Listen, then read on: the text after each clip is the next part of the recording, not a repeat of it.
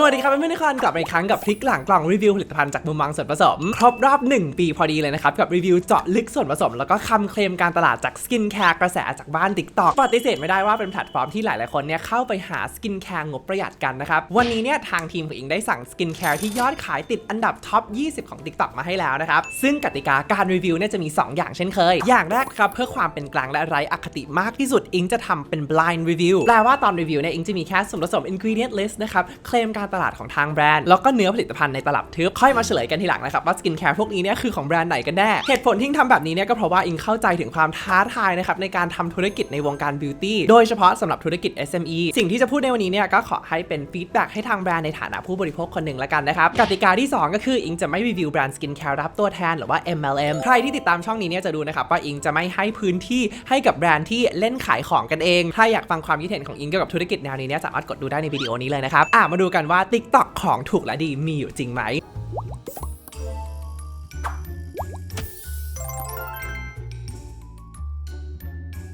ตัวแรกนะครับก็คือเซรั่มไนซินามายด์ 5% นะครับตัวนี้ราคา49 บาทสำหรับ10 ml แล้วก็ขายไปแล้ว 98,000 กว่าชิ้นติดท็อป3 Serum and Essence ของ TikTok Shop เลยนะครับมาดูการตลาดแล้วก็ส่วนผสมของเขากันนะครับเขาบอกว่าสิ่งนี้เนี่ยเป็น Single Active นะครับน่าจะสื่อถึงความที่ว่าในนี้เนี่ยมี Active Ingredient หรือว่าสารสำคัญอยู่แค่ตัวเดียวถ้าดูจาก Ingredient List แล้วเนี่ยในนี้ไม่มีอะไรอย่างอื่นเลยนะครับมีแค่น้ำสารทำละลายสารก่อเนื้อแล้วก็สารกันบูดนะครับมาเริ่มจากสิ่งที่ชอบก่อนละกันไนซินามายด์เนี่ยต้องบอกว่าเขาเป็นส่วนผสมที่เก่งรอบด้านในปริมาณ 5% เนี่ยมีงานวิจัยสนับสนุนว่าสามารถช่วยลดความมันได้ลดจุดด่างดำได้กระตุ้นคอลลาเจนได้นะครับแล้วก็เสริมเกราะป้องกันผิวได้ด้วยซึ่ง 5% เนี่ยเป็นเปอร์เซ็นต์ที่ส่วนตัวอิงชอบมากเพราะว่ารู้สึกว่ามันไม่มากจนเกินไปแต่ว่าก็ไม่น้อยจนเกินไปด้วยแต่ไนซินามายด์เนี่ยอิงอยากให้ทุกคนเนี่ยจินตนาการภาพว่าน้องเนี่ยเป็นเหมือนกับ Swiss Army Knife มีความหลากหลายแล้วก็ความสามารถหลากหลายด้านแต่ถ้าเกิดเพื่อนๆทุกคนจะสับไก่กระเพรานะครับหรือว่าจะต้องประกอบเฟอร์นิเจอร์อีเกียขึ้นมาอันนึงเนี่ยคงต้องใช้อะไรที่เฉพาะเจาะจงมากกว่านั้นนะครับในวงการผิวเนี่ยก็ส่วนผสมอย่างเช่นวิตามิน A หรือว่าวิตามิน C นี่คือเหตุผลว่าทำไมเราถึงเห็นส่วนผสมอย่างไนซินามายด์เนี่ยอยู่ในพวกครีมซองราคา 40-50 บาทส่วนใหญ่เลยในตลาดเพราะว่าน้องราคาน่ารักใช้ง่ายนะครับแล้วก็ควรใช้ควบคู่กับส่วนผสมอื่นๆเพื่อเห็นผลที่ดียิ่งขึ้นส่วนตัวเนี่ยอิงเลยไม่ได้มองว่าจะต้องหาเซรั่มไนซินามายด์ 5% แยกมาใช้อีกตัวหนึ่งถ้าลองพลิกหลังกล่องสกินแคร์ที่คุณใช้อยู่แล้วทุกวันนี้เนี่ยอิงมั่นใจเลยว่าหนึ่งในนั้นจะต้องมีไนซินามายด์อยู่แล้วนะครับและโดยรวมเนี่ยอิงว่าเทรนด์ของวงการที่เน้น Active Ingredient 1 ตัวต่อ 1 ผลิตภัณฑ์ที่เริ่มต้นจากแบรนด์ The Ordinary ในปี 2016 เนี่ยทุกวันนี้เริ่มซาลงเยอะแล้วนะครับเพราะผู้บริโภคหลายๆคนเริ่มเข้าใจแล้วนะครับว่าการที่ใช้สกินแคร์1ตัวที่เขาผสาน Active Ingredient หลายๆตัวเข้ามาให้แล้วเนี่ยเป็นการประหยัดทั้งเงินแล้วก็เวลาและลดการปวดหัวที่จะต้องซื้อหลายๆอย่างมานั่ง mix and match หรือว่าประโคมเองซึ่งหลายๆครั้งก็นำไปสู่การระคายเคืองด้วยเหมือนเราได้กินข้าวครบ5 หมู่ใน1มื้อนะครับถ้าลองสังเกตเนี่ยสินค้าของแบรนด์ The Ordinary ในหลายๆปีที่ผ่านมาเนี่ยเขาก็เริ่มผสาน Active Ingredient มาให้หลายๆตัวแล้วเช่นกันแต่เพื่อนๆทุกคนคิดยังไงกันชอบแนว mix and match กันเองแบบ1 active ต่อ1ผลิตภัณฑ์หรือว่าชอบ1ตัวที่มันรวมหลายๆ active มาให้แล้วมาคอมเมนต์แชร์ให้ฟังกันหน่อยโดยรวมมิ้งขอให้ B ลบในแง่ของการตลาดนะครับส่วนผสมก็ขอให้ C ราคาขอให้ B นะครับส่วนเนื้อสัมผัสเดี๋ยวขอลองแป๊บนึงก็เป็นเนื้อเซรั่มทั่วไปเลยนะครับไม่ได้เหนียวไม่ได้ชุ่มชื้นอะไรเบสเขาคล้ายๆกับเจลแอลกอฮอล์เลยขอให้ B ละกันเฉลยนะครับตัวนี้ก็คือ B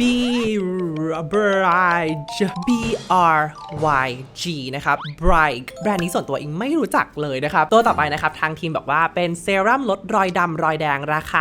128 บาทสำหรับ30 ml ขายไปแล้ว 460,000 กว่าชิ้น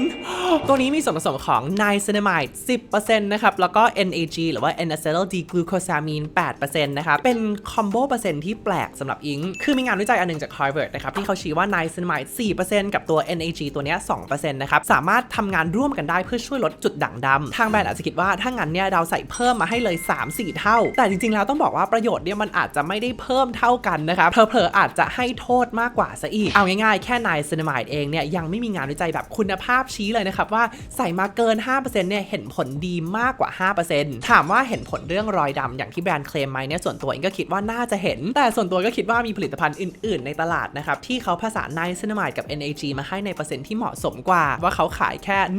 128 บาทสำหรับ รับ30 ml คือราคาถูกมากเดี๋ยวมาดูเนื้อสัมผัสของตัวนี้สักครู่นะครับเห็นได้ชัดเลยนะครับว่ามี soaping effect มันจะมีคราบขาวๆขึ้นมาค่อนข้างเยอะนะครับน่าจะมาจากการที่เขาโหลดไนซินามายด์มาเปอร์เซ็นต์เยอะเกินไปนะครับเนื้อมีความเหนียวหนึบนิดนึงนะครับแล้วก็กลิ่นน้ำหอมเนี่ยค่อนข้างแรงเลยเข้าใจว่าในนี้เนี่ยทางแบรนด์เคลมว่าไม่มีน้ำหอมด้วยไหนขอดู ingredient list หน่อยดิในนี้เนี่ยมีทั้ง citronellol นะครับ geraniol cinnamaldehyde นะครับ citronellol acetate citrus oil นะครับแล้วก็ D-limonene นี่คือน้ำหอมทั้งหมดเลยไม่ถูกต้องนะครับอันนี้ค่อนข้าง serious เลย allergies are no joke คือน้ำหอมเนี่ยไม่ได้อันตรายถ้าเกิดคุณไม่แพ้แต่คนที่แพ้ก็สมควรที่จะได้รับข้อมูลที่ครบถ้วนและถูกต้องจากทางแบรนด์ด้วยนะครับเหมือนคุณทำร้านอาหารแล้วคุณโกหกลูกค้าถ้าเกิดลูกค้าแพ้ขึ้นมาแล้วคุณจะรับผิดชอบยังไงโดยรวมการตลาดขอให้ F นะครับส่วนผสมขอให้ B ลบราคา A นะครับแล้วก็เนื้อสัมผัส B ลบครับเฉลยนะครับตัวนี้ก็คือ The Skin Collection Serum Niacinamide 10% บวก NAG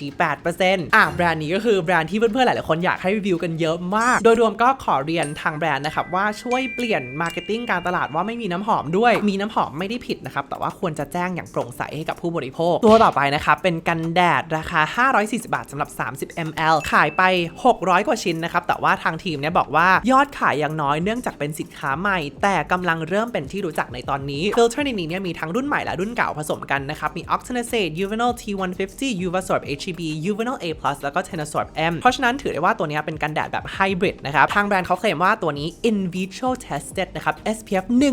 150.7 PA 26.34 เดี๋ยวนะตรวจจริงตามมาตรฐาน ISO 24443ที่ใช้อ้างอิงระดับโลกขอคนตัดต่อเพิ่มเอฟเฟกต์เสียงสะท้อนโลกโอเคคุณน้าใจเย็นก่อนนะครับ in vitro ISO 24443เนี่ยคือการตรวจแบบเบื้องต้นมากๆเลยนะครับเป็นมาตรฐานพื้นฐานของอย.นะครับตรวจฟรีที่โรงงานหลายๆที่แล้วก็ถ้าส่งไปมหาลัยตรวจก็ค่าใช้จ่ายหลักพันซึ่งชาวช่องทุกคนดูนะครับว่าผลที่ได้มาบางทีเนี่ยมันสวิงมากๆเพราะฉะนั้นใครที่ฟังอยู่เนี่ยจำไว้เลยนะครับว่าอย่าเพิ่งคล้อยตามคำสวยหรูพวกนี้สิ่งที่เราประทับใจไม่ใช่ ISO 24443แต่คือ ISO 24442และ24444ทดสอบ SPF และ PA แบบ in vivo หรือว่าบนผิวมนุษย์จริงนะครับอีกอย่างหนึ่งก็คือค่าที่ทางแบรนด์เคลมว่า PA 26.34 เนี่ยจริงๆแล้วตัวเลขนี้มันไม่มีความหมายเลยนะครับไม่แน่ใจว่าเขาหมายถึง PPD หรือเปล่าเพราะ PA เราไม่ได้ใช้ตัวเลขวัดแต่ว่าเราใช้เลขบวกนะครับ PA บวก 1 กัน UVA ได้ประมาณ 50-75% บวก 2 กันได้ 75 ถึงประมาณ 87.5% บวก 3 กันได้มากถึง 94% นะครับแล้วก็บวก 4 ก็คือมากกว่านั้นฝ่าย Marketing อาจจะต้องลงเรียนคอร์สพิเศษปรับพื้นฐานกันแดด 101 กับพลิกหลังกล่องแล้วแต่ว่าในนี้เนี่ยเขาก็มีส่วนผสมอื่นๆที่น่าสนใจอยู่นะครับมีตัว Aqua Ceramide RC นะครับตัวนี้มาจาก Ishimaru Farcos จากญี่ปุ่นนะครับเป็นเซรามายด์ทำจากข้าวที่สามารถช่วยเสริมเกราะป้องกันผิวได้แล้วก็มี Infraguard จาก Mebel Group นะครับตัวนี้เป็นสารสกัดจากทานตะวันที่ทางบริษัทเนี่ยเคลมว่าสามารถช่วยปกป้องผิวจากพวกแสงสีฟ้าหรือว่า Blue Light ที่มาจากแสงอาทิตย์ได้เดี๋ยวขอมาดูเนื้อก่อนเนื้อดีมากนะครับหลายๆคนอาจจะมองว่าเป็นเรื่องดีแต่ว่าส่วนตัวอิงเป็นบ้านะครับมองว่ายิ่งเป็นคอนเซิร์นสำหรับค่าการป้องกัน SPF กับ PA เลยไม่รู้เหมือนกันว่ามีใครเป็นเหมือนอิงไหมจากประสบการณ์การทำกันแดดของอิงเนี่ยส่งทดสอบนะครับลองเนื้อกันแดดตัวอย่างจากเป็นร้อยที่บอกเลยว่าคอนเซิร์นเนี้ยเป็นคอนเซิร์นที่ควรจะระวังจริงๆเดี๋ยวนี้ขนาดทดสอบ in vivo ยังมีโกงกันเลยทุกคนโดยรวมอิงว่าเป็นกันแดดที่โอเคนะครับไม่ได้ว้าวแต่ว่าก็ไม่ได้แย่เลยเป็นสินค้าที่ทำออกมาได้ดีแต่ว่าถ้าเกิดมีผลทดสอบมากกว่านี้ก็จะดีมากๆเพราะคำถามคือในตลาดกันแดดที่แข่งขันกันสูงขนาดนี้นะครับเป็นเวทีแบบ Miss You ของวงการสกินแคร์ตัวนี้เด่นแบบเฉิดฉายออกมาไหมส่วนตัวมองว่าไม่ได้ขนาดนั้นนะครับขอให้ D สำหรับการตลาดนะครับ B สำหรับส่วนผสม B สำหรับราคาแล้วก็ B บวกสำหรับเนื้อเฉลยนะครับตัวนี้ก็คือ Sibling Daily Aqua Shield All UV Sunscreen SPF 50+ PA บวก 4 นะครับแบรนด์นี้ใช่ MLM หรือเปล่านะโอเคทางทีมบอกว่าไม่แน่ใจนะครับมีการรับตัวแทนแต่ว่าเหมือนว่าจะสามารถซื้อสกินแคร์จากทางแบรนด์โดยตรงได้เลยตัวต่อไปนะครับเป็นเจลแต้มสิวราคา89 บาทสำหรับ10 กรัมขายไปแล้ว 120,000 กว่าชิ้น ส่วนผสมของเขามีไนซินามายด์นะครับตัวนี้สามารถช่วยลดความมันที่ก่อให้เกิดสิวได้มี Salix alba bark extract นะครับอาจจะช่วยผลัดเซลล์ผิวได้แต่แบบน้อยแล้วก็เบามากๆหวังผลไม่ได้เท่ากับกรด AHA หรือว่า BHA เพียวๆนะครับมี Panthenol aloe vera แล้วก็ Centella extract ช่วยปลอบประโลมผิวนะครับอาจจะช่วยลดการอักเสบของสิวได้แล้วก็มีตัว tea tree oil นะครับตัวนี้ก็สามารถช่วยลดแบคทีเรียที่ก่อให้เกิดสิวได้เหมือนกันแต่จริงๆเนี่ยอย่าลืมว่างานวิจัยที่ชี้ว่าตัวนี้ดีสำหรับสิวเนี่ยเขาใช้ในปริมาณตั้ง 5% เลยน่าจะใส่มาน้อยกว่านั้นอยู่แล้วนะครับเพราะว่าถ้า 5% จริงๆเนี่ยกลิ่นมันจะโดดกว่านี้เยอะเลยใดๆก็คือตัวนี้เนี่ยอิงว่าน้องยังขาดส่วนผสมที่สำคัญที่สุดสำหรับการรักษาสิวอยู่นั่นก็คือกลุ่มผลัดเซลล์ผิวที่แบบจึ้งๆเพราะอย่าลืมว่าสิวเนี่ยเกิดจาก4ปัจจัยเลยนะครับการอุดตันความมันแบคทีเรียแล้วก็การอักเสบตอนนี้เนี่ยช่วยได้3ปัจจัยแล้วแต่ตัวที่ลดการอุดตันได้แบบจึ้งๆเนี่ยยังไม่เห็นซึ่งขอ argue เลยว่าจากประสบการณ์ส่วนตัวในการรักษาสิวมาเนี่ยอิงว่าเป็นขั้นตอนหรือว่าปัจจัยที่สำคัญที่สุดแล้วคือตอนนี้เนี่ยเรียกว่าเจลแต้มสิวได้ไหมมันเป็นเจลแต้มผิวละกันแต่ถ้าอยากจะเป็นเจลแต้มสิวแบบสอเสือแบบตัวใ